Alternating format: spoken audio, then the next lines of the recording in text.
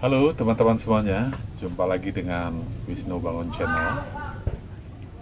Sebelumnya saya menyampaikan mohon izin dan salam hormat untuk para wartawan senior di seluruh Indonesia. Kali ini saya akan menyampaikan tentang wartawan dilarang membuat kesimpulan sendiri. Ini ditujukan untuk para wartawan pemula di seluruh Indonesia.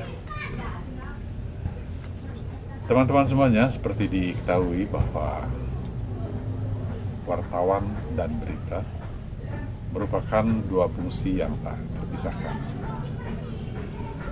Wartawan adalah seseorang yang bekerja pada salah satu perusahaan media massa. Tugas wartawan ini yakni mencari informasi tentang suatu peristiwa. Karena wartawan bertugas untuk mencari kabar, oleh karenanya harus mencatat setiap detil peristiwa yang ditemukan. Dia tidak saja ditugasi untuk mencatat, tapi juga merangkai catatan yang diketahuinya itu agar menjadi kalimat dalam bentuk berita.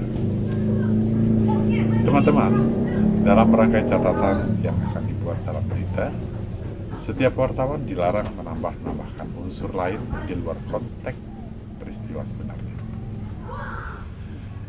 Dia juga sangat dilarang membuat opini pribadi untuk dimasukkan ke dalam kabar yang akan ditulis.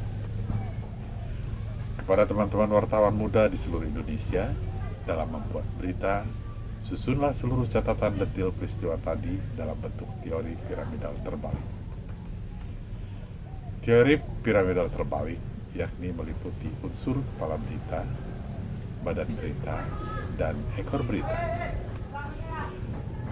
Tempatkan susunan kalimat yang paling penting dalam peristiwa yang kamu lihat pada posisi paling atas atau kepala berita, atau juga sering disebut lead.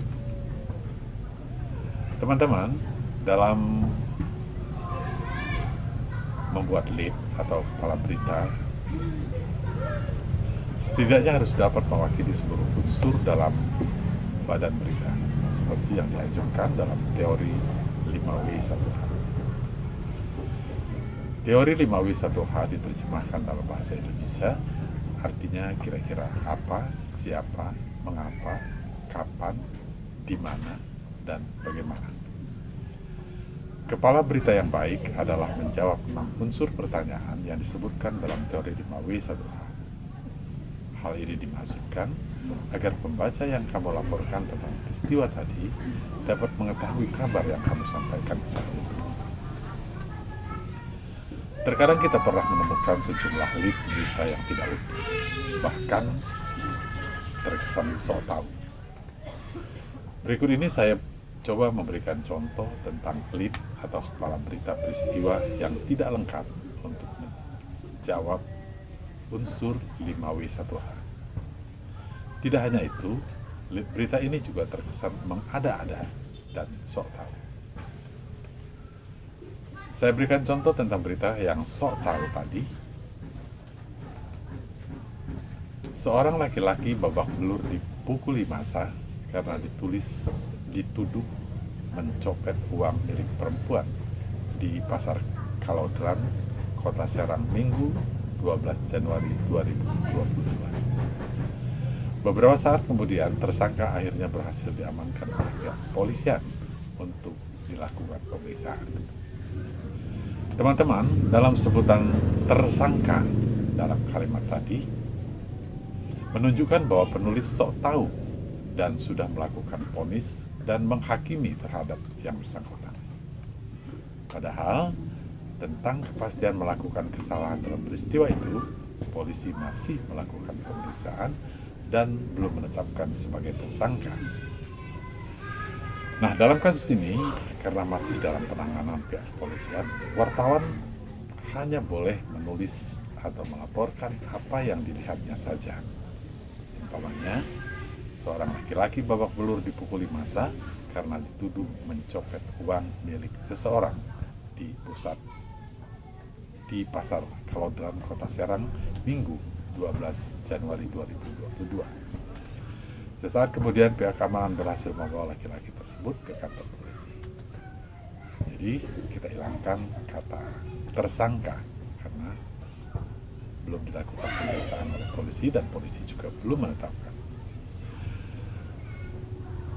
Teman-teman semuanya, untuk supaya aman, saya sarankan penulis merubah naskahnya dengan kalimat tanpa unsur kata tersangka.